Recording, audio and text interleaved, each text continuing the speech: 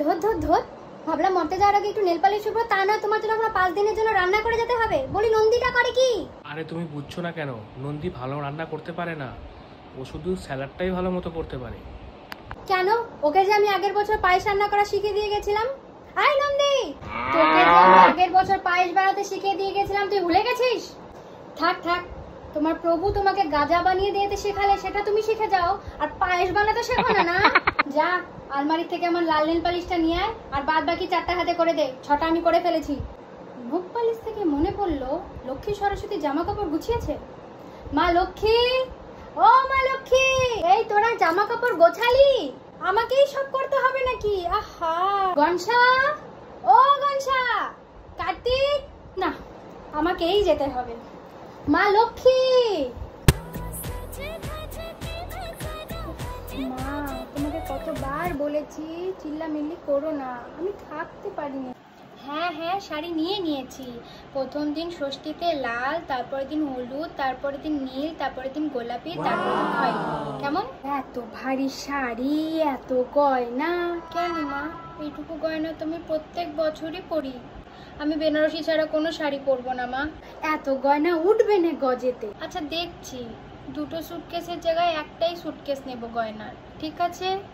বাহ, আমার লক্ষ্মী সোনা, আমি জানি তোমার, তুমি সব পারবে, তুমি সব গুছিয়ে নেবে। আচ্ছা সরো, তুই কি করলি মা? দেখি তুই কি গুছিয়েছিস।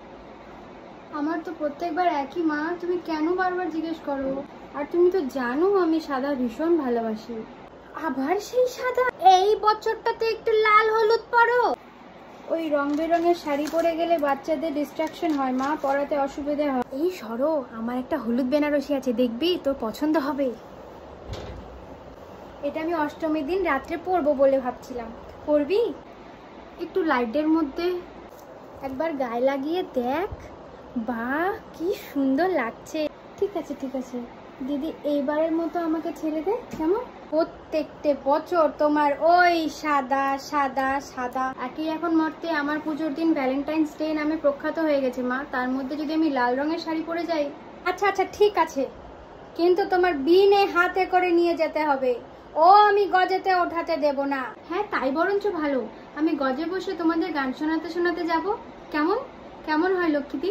তবে কি?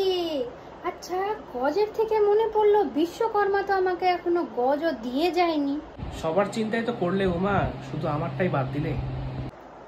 আরে বাবা যাই যাই, নিজে তো সারাদিনে বাগের চাল পরে থাকবে, তুমি কি বুঝবে এইসবের? আরে তা নয়, রাতের খাবারটা আবার বেশি দেরি হয়ে গেলে আমার আবার গাজাটা জমে না।